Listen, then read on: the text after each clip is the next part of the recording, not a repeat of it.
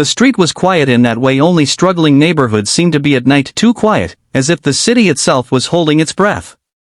A single flickering streetlight stood near the corner diner, casting long shadows across the cracked sidewalk. Beneath that light sat Ethan, a thin, tired boy no older than 12. His jacket was 2 sizes too big, the sleeves hiding his hands like he was trying to disappear inside it. His stomach growled, but he stayed still, pretending hunger wasn't winning. The smell of fried chicken and warm bread drifted out every time the diner door opened.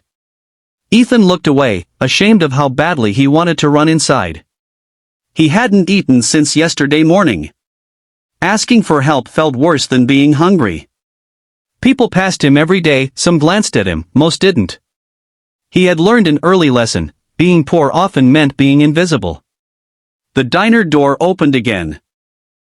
This time, a girl stepped out. Her name was Maya, though Ethan didn't know it yet. She wore a worn backpack and a faded hoodie, her hair pulled back neatly. She noticed him immediately. Not with pity, but with attention. She paused, then walked back inside. Moments later, she returned holding a small paper bag and a cup. She didn't ask why he was there or where his parents were. She simply sat beside him on the cold pavement and handed him the bag. "My mom says you don't need a reason to help someone," she said softly. Ethan stared at the food like it might disappear. His hands trembled as he took it. The first bite made his eyes sting. He tried to hide it, but Maya noticed anyway and smiled gently, as if to say it was okay. They talked about small things, school, dreams, the kind of life they wished they could have. Maya said she wanted to help people someday. Ethan said he wanted to be rich, not for cars or houses, but so he'd never feel this helpless again. As the streetlight buzzed overhead, Ethan looked at her with sudden seriousness. "When I'm rich," he said, half laughing, half believing, "I'll come back and marry you." Maya laughed, warm and genuine, not mocking him at all. She stood up, shouldering her backpack, and before leaving said something that stayed with him forever. "Just don't forget who you were tonight." As she walked away, Ethan held the empty bag in his hands. For the first time in a long while, he felt full, not just in his stomach, but in his heart. That night, under a broken streetlight, a simple act of kindness planted a promise that would one day change everything. Life did not give Ethan time to hold on to good moments. Within weeks of that night under the streetlight, he was taken into the foster system, moved suddenly, without warning, like an object being passed along. The diner, the streetlight, and the girl who shared her food faded into distance, but never into nothing. That memory became a quiet anchor in a life that rarely felt stable. Homes changed. Some were kind, many were not.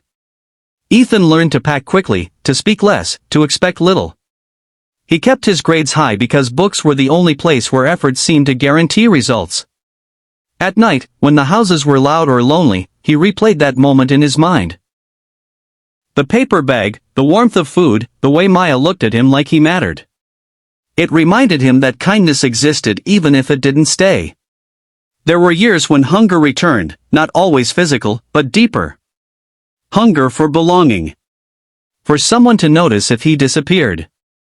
During those moments, Ethan almost gave up on his dreams. Being rich someday felt childish when survival was the real goal. But then he would remember Maya's words, "Don't forget who you were tonight." He took that as a challenge. If he couldn't forget, then he had to become someone worth remembering. While Ethan fought his way forward, Maya stayed where life planted her. She grew up in the same neighborhood, watching the same streetlight flicker each night. Her life wasn't easy either. Her mother worked long hours, and responsibility arrived early. Yet Maya carried forward the lesson she had been taught, not with speeches, but with actions. She volunteered at a small community center, helping feed children who arrived hungry and quiet, just like Ethan once had. Sometimes, when she handed a plate to a shy boy sitting alone, she wondered what had happened to the boy from the sidewalk. She never expected him to return. The promise he made became less about marriage and more about hope, proof that even one small kindness could plant something lasting in another person. Years passed without letters, names, or signs. Two lives moved forward in silence, shaped by the same moment but separated by circumstance. Neither knew that the distance between them was shrinking not through chance, but through the quiet power of remembering. Because kindness, once given, never truly disappears, the community center buzzed with an energy Maya hadn't felt in years. Chairs were lined in uneven rows, children whispered excitedly, and volunteers rushed back and forth, trying to make everything look presentable. A special guest was coming, someone important enough to fund new programs, someone people said had made it. To Maya, it was just another long day. She stood near the back of the room, straightening flyers, unaware that the past was about to step through the door. When Ethan entered, the room subtly shifted. He didn't announce himself. He didn't need to. Confidence followed him like a shadow, not loud, not arrogant, but earned. He wore a clean, well-fitted suit, his posture steady, his expression calm. Applause broke out as his name was introduced, but he barely seemed to hear it. His eyes scanned the room, searching, as if he were looking for something money could never replace. Then he saw her. Maya stood frozen, holding a stack of papers. At first, she didn't recognize him, not fully. Time had changed his face, smoothed the sharp edges of hunger and hardship. But something in his eyes stopped her breath. A familiar stillness. A look that carried memory. When their gazes met, the noise of the room faded. Ethan took a slow step forward, then another. Each step felt heavier than the last. He had rehearsed speeches, practiced confidence, learned how to speak to investors and crowds. None of that prepared him for this moment. His voice shook when he finally spoke. "You fed me," he said quietly, though the microphone carried his words through the room. "Years ago. Outside a diner. When I had nothing." Maya's hands trembled. The room fell silent, confusion turning into curiosity. Then understanding hit her like a wave. The streetlight. The paper bag. The promise spoken by a hungry boy who believed in a future he couldn't yet see. "It was you," she whispered. Ethan nodded, emotion breaking through the control he had worked so hard to build. "I told myself if I ever succeeded, I'd come back. Not to show who I became, but to remember who I was." Tears filled Maya's eyes. She wasn't crying because he was successful. She cried because he remembered. Because one small act of kindness had survived time, distance, and struggle.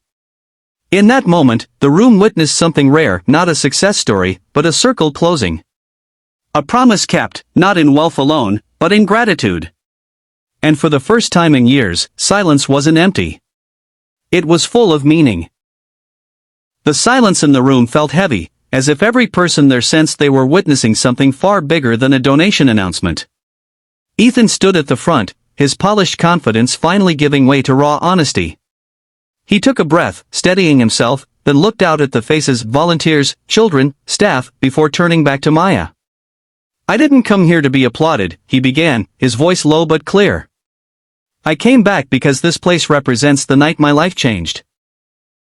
He explained how that single meal had carried him through years of uncertainty, through foster homes where he felt unwanted, through nights when giving up seemed easier than trying again.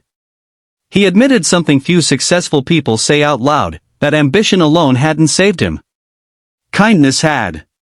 As he spoke, Maya felt her chest tighten. For years, she had helped others quietly, never expecting recognition. She had believed her kindness was small, almost forgettable. Hearing Ethan speak shattered that belief. She realized that compassion doesn't need an audience to be powerful, it just needs to be real. Ethan then announced his commitment, funding for expanded food programs, tutoring, scholarships, and safe spaces for children who felt invisible. The room erupted in applause, but Ethan raised his hand, asking for quiet. "This isn't charity," he said firmly. "This is gratitude." He turned fully toward Maya, emotion shining openly now. "I thought being rich would make me complete. But I was already saved long before I earned $1. You didn't just feed me, you reminded me I mattered." Maya's tears fell freely. In that moment, she wasn't a volunteer or a helper. She was someone whose kindness had rippled far beyond what she ever imagined. The children in the room watched closely, sensing that something important was happening, something they might carry with them for the rest of their lives. Ethan stepped closer and lowered his voice. "I made a promise once. Not about money, but about remembering." Maya nodded, her voice trembling. "And you did." That exchange changed the room. It shifted from admiration to inspiration. People saw that success didn't begin with privilege or luck, but with humanity. The true climax wasn't the donation or the speech, it was the realization that a simple act of compassion had transformed 2 lives, and now, countless others. In that moment, wealth lost its meaning. What mattered was this truth, standing quietly between them. Kindness, once given, never ends. The evening air was calm as Ethan and Maya stepped outside the community center together. The crowd's noise faded behind them, replaced by the soft hum of the city settling into night. Across the street stood an old streetlight, newly repaired but familiar enough to make Maya pause. For a moment, neither of them spoke. Some memories didn't need words. They walked slowly, side by side, no longer strangers and not quite what they once imagined either. Time had shaped them both through struggle, responsibility, and quiet strength. Ethan finally broke the silence, his voice gentle now, free of speeches and microphones. "I used to think that promise I made was about becoming rich," he said. "Like money would somehow prove I was worthy." Maya smiled softly, shaking her head. "You came back," she replied. "Most people don't." That already says everything. They sat on a bench beneath the glow of the streetlight. Ethan laughed quietly, a sound filled with humility. "I told you I'd marry you when I was rich," he said. "Turns out, the richest thing I carried all these years was that night." Maya met his eyes, warmth and understanding between them.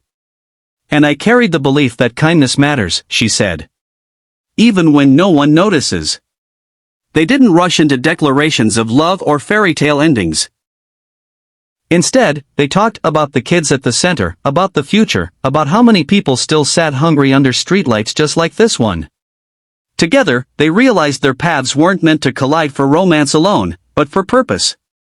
In the weeks that followed, Ethan stayed involved not as a benefactor from a distance, but as a mentor, listener, and learner. Maya continued her work, now supported but unchanged in spirit. Side by side, they turned shared memory into shared mission. The promise had evolved. It was no longer about marriage or money. It was about showing up. About remembering where you came from and extending a hand backward as you move forward. As the night deepened, the streetlight shone steadily, no longer flickering.